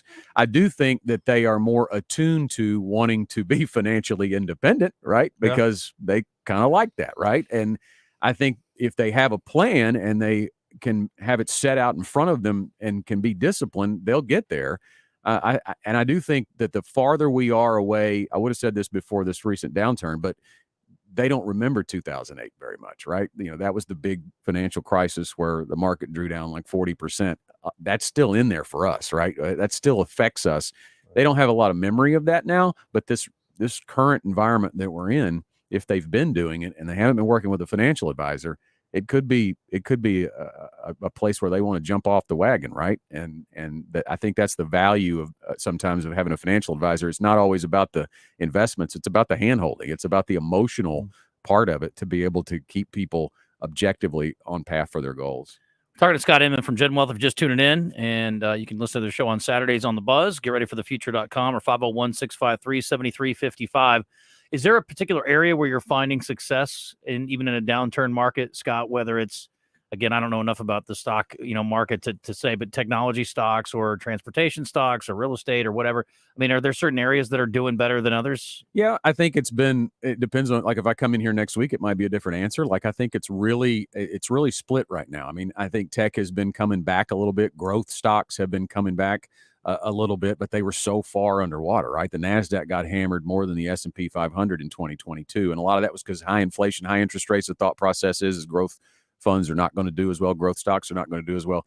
There are some dividend payers. Bank stocks were doing pretty good until this latest news on the banks, that we've had a couple of banks go underwater. So I think it's been a real clear indicator for me as an advisor. It validates what we preach all the time about diversification, because you don't know from year to year, from month to month. Nobody does. No advice. I don't care what advisor tells you this. They don't know what's going to be in favor. So you have to have a diversified approach. You have to be able to have a little growth. You have to have a little bit of value. You have to have a little bit of other assets other than equities, maybe some real estate, maybe some fixed income. Working with an advisor to create that plan for your specific investment strategy. But the diversification is what does it, because we don't know what's going to do well in the short term. Gotcha. You're looking for a stock tip, aren't you? Is that what you're looking for? No, I'm good. I'm just curious what's happening. I'm going to do what I do. I'm just kind of slow and steady. And I mean, like you said, we've got a long way to go. And so I just keep, dumping that money in every month and hoping that eventually it'll be worth something before I retire. And the good news is there will be a point where, let's just say somebody's in their last 5 years. At what point do you make a decision? Do you keep your fingers crossed that there's a big uptick and then try to get out at the towards the end? Is there a period of time where you got to start thinking those terms? That's a great question, because that is a hard place to be if you haven't planned in advance. I think I said in the last segment, we like to start tweaking that investment strategy when you're 10 years or less away from your retirement date or your goal for financial independence. But if you haven't done that, right, and you've been all in equities, right, and you just rode that elevator down, it's probably not the best time to take the risk off, at least across the board. Now, there may be places you can do that, but that's a great point. But if you're 5 years or less out, you still have to be able to position those assets for distribution. That's what we're really talking about. When it comes to your account values, this sounds weird to say, they don't matter as much as your income. Income is the outcome we're looking for in retirement. It's the monthly income, and it's a combination of sources, right? Social Security, if there is a pension, what guaranteed sources do you have to pay the bills? And do you have enough guaranteed monthly income to pay the bills? Do you have a gap? If that's the case, then we need to carve out some of your assets to create something to fill that gap with a guaranteed income product. And then above and beyond that, what do you want to do in retirement? We have to talk about things like that. I don't think we talk about things like that enough. We're talking about investments and account values. That's the back end part of this equation. What do you want to live on? That lifestyle thing that I talked about, your pre-retirement lifestyle. If you're trying to maintain your pre-retirement lifestyle, you got a number. We got to find your number and then back engineer into, is the asset level there to support that? And if not, what do we need to do in those 5 to 10 years to get there? Right. That makes sense? 100%. Actually, it does. Even for a rube like me. And how much time is enough? What do you mean? To act, to make a difference? Yeah. That's a good question too. The contribution rate is so much part of this, but it does need time to accumulate. Right. I would never say, unless you're retiring tomorrow, I would never say that you're out of time, but I do think 5 to 10 years out, you can make a big difference. It doesn't take small changes can make a big difference. If you just say, hey, I can stand to throw another $400 or $500 a month at this, and you do that for 5, 10 years and you get compound growth on that, that could potentially make a huge difference in your monthly income in retirement. So, I hesitate to put the deadline on it. Certainly if people have come in and we build a plan and they say, I'm retiring next week and I don't care what you tell me, I'm doing it. Like, okay, we got what we got. Yeah. Right. But I think I'd say, 5 years is a good benchmark there. If you've got 5 years, you can still make a pretty considerable difference. Scott, we, for years, and I guess we go back to, 15 or 20 years ago, we heard every week, it was like, oh, well, there's not going to be money left in Social Security for you guys. Yeah, right. I haven't heard that in a long time. I know there's some fear-mongering that goes on in the media. What? Yes, it does happen occasionally. What happened there? Are we okay? Define okay. Am I going to get some Social Security money when I retire? Yes. Okay. Okay. So the Social Security by law has to send out checks, right? So the question becomes, how much are they going to send out? And every year the trust fund puts out a report on the projection of when that trust fund is going to run out. And I'm going to be off on it a little bit. I think it's 2034. It ranges between 2032 and 2034, the projected end date for not Social Security, but when they run out of money to pay current benefits. Okay. So something at has certain levels at the level they're paying now at 100%, right? Okay, gotcha. So what would happen if nothing changes, nothing is done between now and then? You and I and everybody else taking Social Security between the 2032, 2034 timeframe, we're going to take a reduction in benefits, and that is estimated at about 25%. So basically, 3/4 of what you're projected to get now is probably what you're going to get if nothing changes, and that's a big if, because here's the thing: politicians like to stay in power. They like to get reelected. And who votes the most? The people getting Social Security. and they're going to do what it takes at the end of the day. They're kicking the can now, but they're going to change something, whether it's raising taxes, raising the retirement age, raising the threshold on how much of your income gets taxed, because there's a cap on that now. If you make like $150,000, and then when you get over that, you're done paying Social Security tax for the year, they could take that cap off, raise that. Lots of ways they can generate more revenue, but none of them are popular for anybody, right? So they're going to kick the can, and I think maybe, December of 2032 is, or 31, if 32 is the deadline, we'll see something done. So I think that they'll continue. But yeah, on some level, if you want to plan for worst case scenario, we can plan with 75% of current benefits. Gotcha. Okay. I think that's going to do it. Appreciate you coming up. Get ready for thefuture.com, 501-653-7355. Listen on Saturdays. It costs you $0 to listen on Saturday, folks, just like this show every day. Except the difference is when you listen to Scott's show, you'll actually learn something. Yeah. Maybe make some money in the process. And can I throw our number out to ask a question real quick? Yeah. So on the Get Ready for the Future show now, we are taking your questions, and we have a number, 501-381-5228. You can send in a voicemail to ask your question. You can also text that number, 501-381-5228, whatever's on your mind. And maybe we'll be able to use your question on the air on Saturdays at 10. Okay. Yes. I've got a couple questions Go ahead. on the First Arkansas Bank and Trust text line. What is an example of a guaranteed income product? An annuity. And there are a lot of different ones out there. Okay. And that's a word that either you like them or you don't like them. But the question is, do you know what they are? And there are insurance products. They're annuities guaranteed by an insurance company where you put your money into that investment, and there is a guaranteed income rider on it that says, hey, if you have, let's just give an example. If you have $100,000 in this product at age 65, you can take 5% out of it for life. Okay. So in that example, $5,000 guaranteed income for life.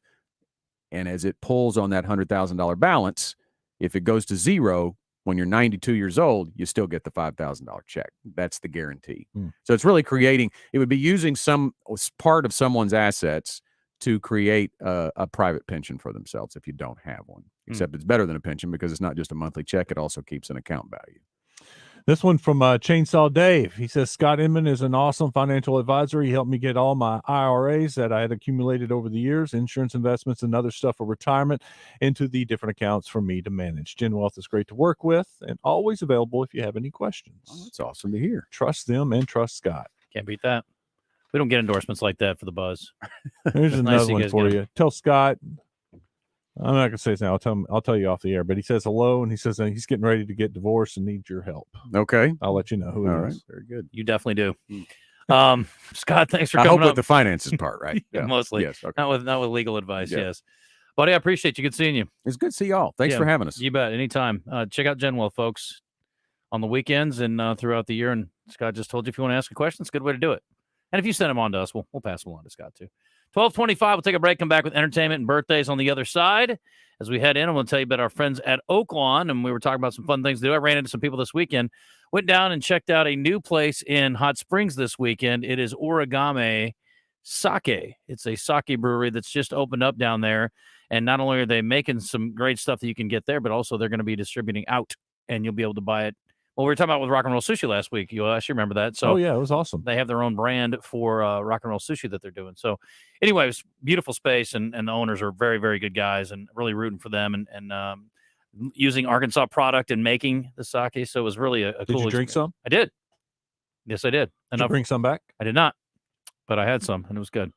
I am not the biggest sake guy, but the two that they had there, fantastic. I like them both. So it is not necessarily my first go-to, but it is really good. So, yes, you should definitely go.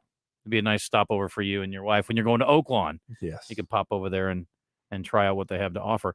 The cool thing is there's plenty of things at Oaklawn to do, including this coming Friday. You got the Old Crow Medicine Show playing over there. Randy Hauser's been announced for June 9th. Chris Jansen, July 2nd. Ricky Skaggs is coming July 14th. I just saw this for the first time. And the Four Tops on August 25th. So some really good shows coming to Oaklawn. Tickets are on sale at Oaklawn.com. You can book your room there. Anyway, I ran into some folks who were going back. They were staying at Oaklawn for the weekend. They had come over and checked out Origami this weekend. But it's obviously also Memorial Day weekend, and they've got some Cool stuff going on down there. Drive away, sales tax paid. Oaklawn isn't giving away just one vehicle. They're giving away 2, and Oaklawn is paying the sales tax for the winner.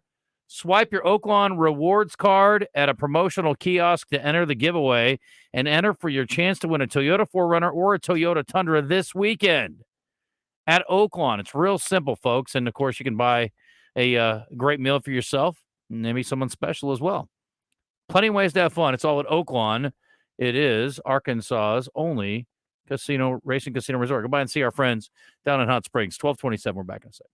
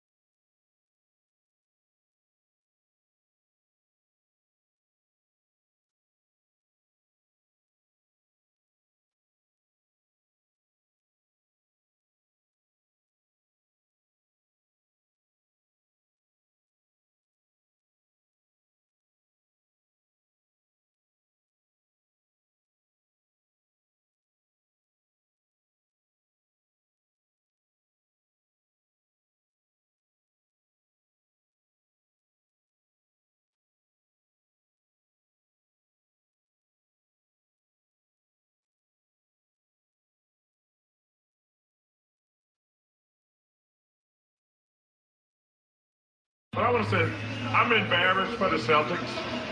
That display of basketball, no mental toughness, complaining on every single call. Now, they are getting away with some calls, but they made the refs mad because they complain on every single call. But the lack of mental toughness, it's embarrassing.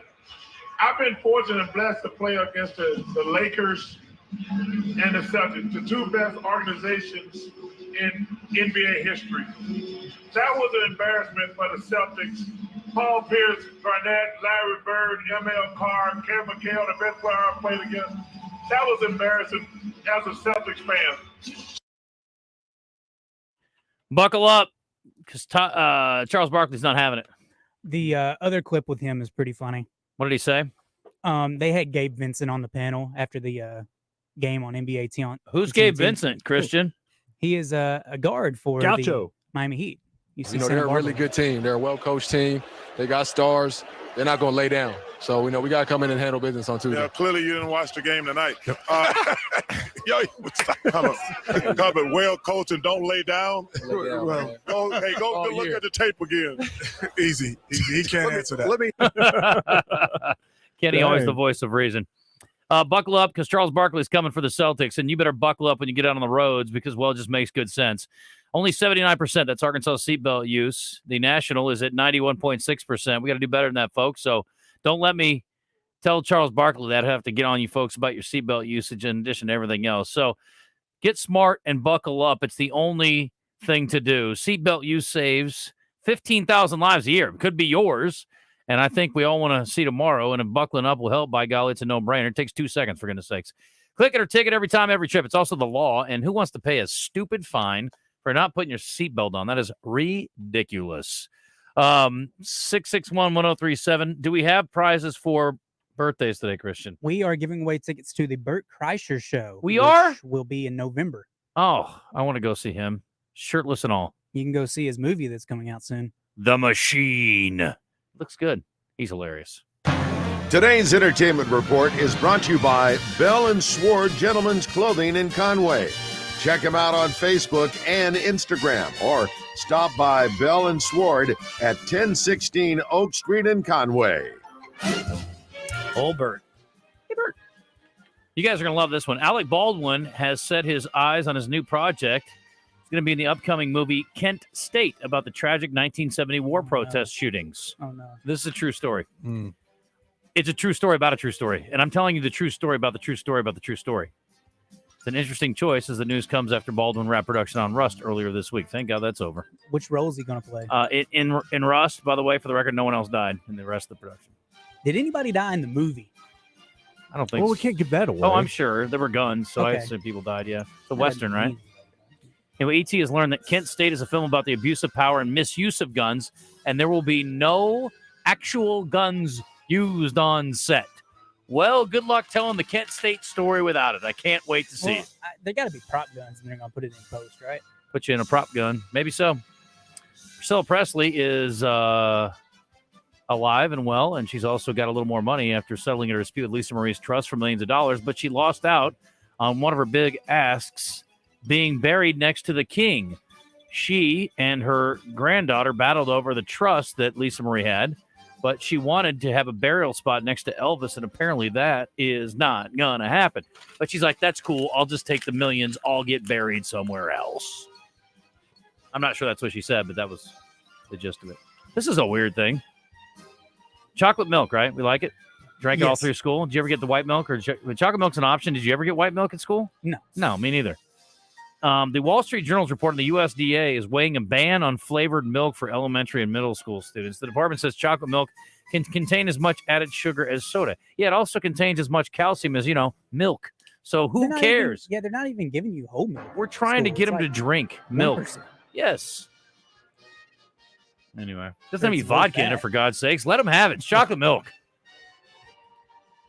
Caroline Lucas says, I'm a nurse. It probably doesn't help juvenile diabetes. Look, kids aren't getting diabetes because they drink chocolate milk at lunch. It's like 8 ounces of milk. Relax. Yeah, the school lunch is not giving kids diabetes. No, kids are not getting It's what fat. they do outside of Thank school. you. Ridiculous. Hashtag keep the chocolate milk. I saw a funny stand-up routine from, who's the guy that's real hot right now? And I like him. He's from Tennessee. He was on our show. We had him on. Mancuso. Oh, Nate Bargatze. Nate Bargatze. Oh. And he was talking about getting in a fight with his wife about it. And she's like, he bought chocolate milk. And he's like, it's great to drink after workouts. And she was like, well, that's just the milk people telling you that. And he's like, I don't big know. milk. He goes, I didn't know that milk was really struggling. I didn't know that they really needed to push their product that much, but okay. And he said, and also she didn't point out that I actually don't work out. So it's not why I bought it in the first place. Anyway. Martin Scorsese's revealed that Robert De Niro turned down parts in both The Departed and Gangs of New York. They've been together on a few films, in fact, 10 of them, and now their 11th film, Killers of the Flower Moon, is coming out. De Niro stars opposite Leo DiCaprio, which those two have been together in, I don't know, Gangs of New York and The Departed. Two movies that De Niro apparently did not want to be in. I didn't work with Bob for 10 years until we did Goodfellas. We went off in different directions. In the meantime, there were 2 with Daniel Day-Lewis, and for years I wanted to work with Jack Nicholson, if work is the word. He says, so with Bob, after Casino, we stopped for a while. I did Kundun and Bringing Out the Dead, and then Gangs of New York. We always checked in on that and everything else. He wanted me to do Analyze This, and I said, we already did it. It was Goodfellas. I don't know that those are the same film, but okay. No. They're not even close. No. Talked about The Irishman. Anyway, the new movie, I saw the preview for it. It looks pretty intense. It is based on David Grant's nonfiction book about a series of Oklahoma murders in the Osage Nation in the 20s. Along with those two, Brendan Fraser's in it. Yeah. Not fat Brendan Fraser, I'm assuming. And John Lithgow is not dead. He'll be so pleased to know that he's in the new film. Good for him. It's coming out in October. Yeah, I saw the trailer of it. Looks pretty good. It looks very good. But really, all you have to say is Martin Scorsese, Leo, and I mean, I'm And De Niro. Yeah. I mean, forget about it. It's not even fair. This is disturbing news, and I don't like it. Car manufacturers, including Ford, stupid, BMW, idiots, Tesla, morons, have removed AM and FM radio from the newest car models. I won't stand for it. You can listen on the app. The decision to eliminate access to radio feature by car companies was influenced by the medium's shrinking consumer base, as well as a quirk with electric engines that disrupts the signal. Oh, really? Fix the engines, okay? But there are apparently lawmakers who are trying to keep car makers from taking the radios out. Thank you very much for looking out for us. The bill would direct the National Highway Traffic Safety Administration to issue regulations to mandate AM radio in the vehicles without additional charge. Oh, I'm sorry. If a tornado's coming up on you and you're in your car, you're going to get that information from your little podcast, Bob? No, you're going to get it from us. So you better listen. Jerkies. Wait, they're wanting to take out AM and FM? That's what it says. But this guy was wanting AM. Who? The bill. The bill would direct them to to mandate AM radio in new vehicles. Yeah. Somebody's got to look out for FM, Wes. I'm with you. I would imagine if you mandate AM, you have to keep FM. Yeah. Ford's recent decision was backed by company data that stated AM radio accounted for less than 5% of in-car listening. I don't listen to AM radio. I will admit that. The Association of Broadcasters estimated 82 million people in the U.S. listen to AM stations each month. Well, there you go. There's some information. I don't know. AM's more popular in like big cities. Yeah. Well, it doesn't sound as good. I'm very much like auditory as far as the quality of the audio. Like I cannot listen to that clip from Charles a minute ago drove me crazy because I cannot stand bad audio. I grew up listening to WBAP 820 AM in Dallas because they carried the Rangers game. Sure. Back when the Rangers were relevant. First place Rangers? Woohoo! 11 games over 500 Rangers? Astros are on a 6-game win streak. Great. In part because of Justin Scott. Sorry I brought this up.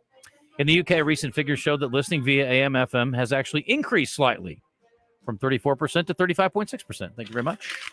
All because of us. Let's go radio. Woo-woo! All right, let's do birthdays.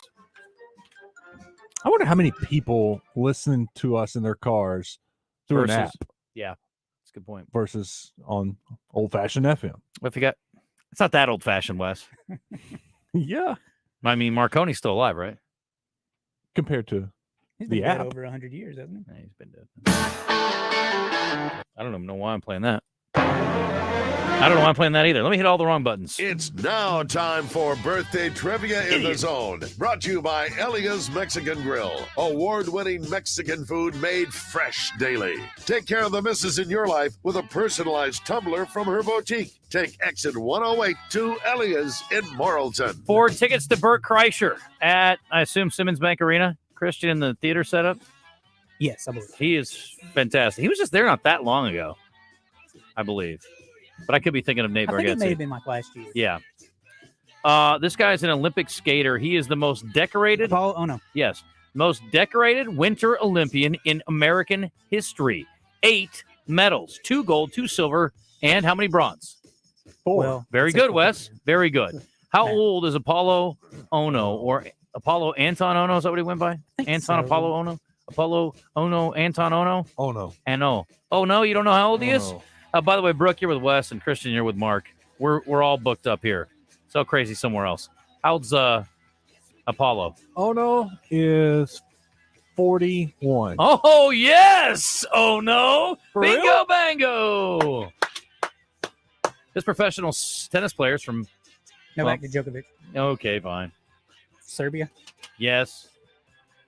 I bet you can't tell me how many weeks he's been ranked number 1 in the world for a record number.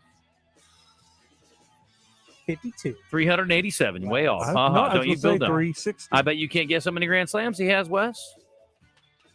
Which is a record, joint record. 22. 20. Okay, maybe you can. How old is Djokovic? Joker is 36. He is. Bingo bango. Oof. All right, that's all we got for today. Oh, wait, I got one more for today. This guy had went 288 and I got more from yesterday. 288 and 231 with a 3.34 ERA career, 2245 strikeouts. He was a 4-time All-Star, and he played from 1963 to 1989. Yes. Seaver? No. This guy was so good at Carlton. baseball, they named a surgery after him. Tommy John. Tommy John. Did you I know he didn't played realize he played 25 that long. years? No. I read it this morning. I was like, that's got to be a misprint. Somebody check my math, but I had 63 to 89 for various teams. And he had the surgery on September 25th of 1974. So he pitched another 15 years after the surgery. Now, they had done the surgery before on other parts like hand and wrist, never on the elbow. So when he had the, I think it was the ulnar collateral ligament, that he was the first person that they ever used it on that for that particular surgery. But the technique had been used in other parts of the arm. Anyway, 37, enough on your history there. 60, 78. 75. He's 80. All right, it's 4-4, boys. From yesterday, this actor has actually relocated to Arkansas. At least I think he's still here. He married a woman from here. He was in David Arquette? Beverly Hills Cop. Oh. Gremlins. Fast Times at Ridgemont High. Judge Reinhold. That's Oh, right. Judge. The judge. How's the judge today? Judge Reinhold is 61. 62. I've got him at, let me do the math again. 23, 63, 66. What'd you say, 62? Yeah. Okay, Wes, you get the point. 5-5. This guy is a actor, but he doesn't really act anymore. He was in DC Cab and Rocky Lithgow. 3. DC Cab and Rocky 3. Rocky 3. You guys ever see DC Cab? I don't think I saw that one. I've seen Rocky Underrated 3. movie. He was Mr. also T? in the A-Team. That's right. Mr. T is celebrating today, Wes. How old is Mr. T? He pities the fool who doesn't know when his birthday is.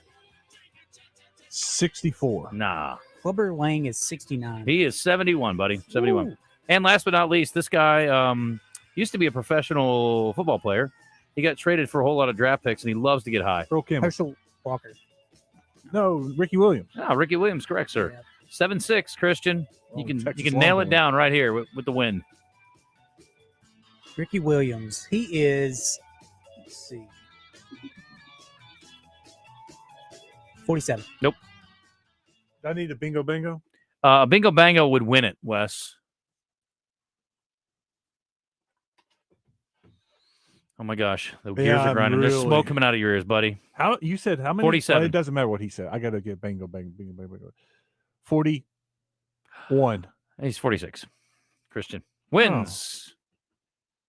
My Also, math is happy off. birthday to our fearless promotions director. And when I say fearless, I mean, assuming there's not a tiger or a bear in his office, he is a fearless promotions director. Does a damn good job for both the Buzz and the Point. And he does a good job for Buzz, too, also, which doesn't get near enough love. Chuck Gatlin, ladies and gentlemen of our staff. Let's hear it for him. Woo! Yes. Chuck. Happy birthday. Yeah, buddy. 5-0, the big 5-0 for Chuck. I thought he's way older than that. Anyway, happy birthday, bro. I hope you really, really have a great day today. Looks great for 60. He does. But he's only 50. 50. That's a problem. Yep. We'll tell you about True Service Community Federal Credit Union. They want to save you some money. Right now, they have counselors on hand that'll sit down with you, take a look at your finances, and figure out a way they can save you some money. And who doesn't want to save a little money? They offer new home mortgage loans, home equity loans, auto loans. They'll refinance your current auto loan. 3 locations. In Little Rock, they're by the Butcher Shop. In North Little Rock, they're on JFK. In Conway, they're on the campus of Hendrix College. True Service is a huge supporter of local small businesses, and they're ready to loan money for new startup businesses. And one of the many pluses, you call, they answer the phone, and you get to talk to the person working on your loan. Check them out online at trueservice.net.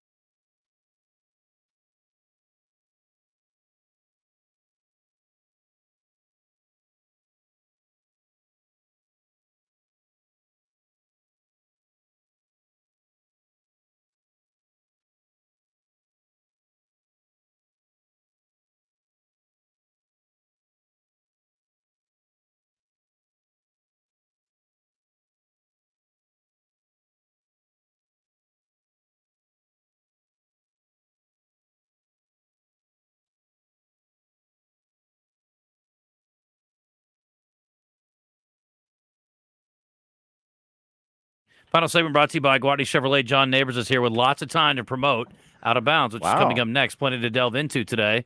The meltdown in Boston. We've seen the Tea Party before, buddy, but nothing quite like this. And obviously Razorback baseball, things to celebrate and things to be concerned about. Plenty of that. So we got lots of good talking points for the show today. And there's always great talking points over at Guadney Chevrolet since 1957. They have been serving customers around Arkansas, and right now they have lots of deals going. We were talking to Scott Inman earlier about investment opportunities. Well, saving money is always a good one.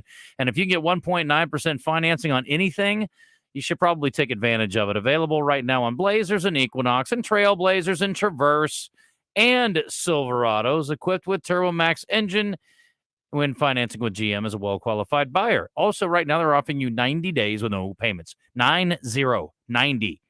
Pre-owned vehicles that are good enough for mom. So many reasons to go by. Great selection, awesome financing, and great people to deal with as well. At Gwatney Chevrolet. Welcome to paradise indeed. Tell them, Billy Joe. You know what's up. The place, Gwatney Chevrolet. Jacksonville, Arkansas, and online at GwatneyChevrolet.com. We didn't do, we did. We did game balls and jockstraps. Almost screwed you out of your time there, big guy, but here we are. All right, so John Neighbors is here from Out of Bounds. Our questions of the day today, what's the bigger story or better story is the California pro who qualified for next year's PGA tournament and also got an exemption in next week's tournament, or Brooks Koepka returning to form and winning the PGA championship. What's a bigger deal, or what's a story better do I like? story? Oh, to me, it's the guy hitting the hole in one and, seeing that journey that he's been on and saw in the emotion he had when they called him up about that tournament he's going to be playing in. Yeah, to me, that's, you can't beat that. That's what sports is all about. It is. It is a cool story. And I mean, that's nothing against Brooks Koepka winning, because I think that's a story within itself. But it's a great story. But to me, it's more about, I like those things, just kind of shows, hey, even the average regular guys out there, they can still find a way. Guy. Club pro guy. Yeah, club pro guy. This is Shooters Tour. That's exactly right. And then, Christian, what was our other question of the day today? Our other question of the day today was SEC tournament. Do you want to win the SEC tournament? Which the results were. Let me pull it up. Arkansas can win in as few as 4 games. 54% said no. Okay. Wow. 72% said Michael Block's top 15 better story than Brooks Koepka. We posed it as bigger stories. So it is wild. Using the definition bigger story, I think it's a no-brainer probably that Brooks is the answer, Yeah. but I think they know what we meant. Yeah. It's a crazy story though. You don't see that happen very often. And the thing I like about it, look, when an amateur does really well and they get up in the, on the leaderboard, it's a cool story, but they can't take the money. This guy's got $288,000. Yeah. It's pretty impactful in the life of a guy who doesn't make that much. I mean, I don't know how much he makes, but I'm sure he doesn't make 288 and has to live in California. Even if he makes 288, it's like making 100 here. Yeah. So anyway, it's a cool story either way, and he's going to have a chance to make a whole lot more money this week. So anyway. Yeah. Well, your other question, as far as Arkansas winning the SEC tournament, they need to play 3 games, and that's it. Why? No more, no less. That means 3? Because if you look at the percentages, boy, this is John. Deep thought. No, this is John being superstitious. He's not. He's like just a little extremely stitious. Just a little stitious. But if you look at the numbers, for the teams that played 3 games in the SEC tournament, and that's it. Those teams at a much higher percentage make the College World Series, and also more champions from the SEC have won the College World Series, or won the College World Series title after only playing 3 games than other teams that won the SEC or went 0-2. What games. Ole Miss do last year at the SEC tournament? Last year, there's only 2 exceptions to the rules of teams that went 0-2 in the past 2 years, because both teams went 0-2. Ole Miss and Mississippi State. Yeah, that's what I was thinking. They were 2 and through there and then turned around. So, but the team that's actually won both has only happened once, and so I thought that was fascinating. I think it was Vanderbilt. LSU? Okay. I think I'd have to go back and check, but there was a year that LSU really came together, and I thought maybe they won the tournament. And but just in the past 5 seasons, the SEC tournament's been held. If the teams that played 3 games, over 50% of them make the College World Series. So there's that. Asher Record Live fan feedback quickly. JP says, I listen to the Zone daily in my car on the app. Thanks for listening. We were asking about AM/FM because Ford and some others are trying to pull AM/FM, or at least AM, out of their cars. So, of course, my car doesn't have that feature. When you listen to it in your car on the app, is that through your phone, or is that through an app on your actual car?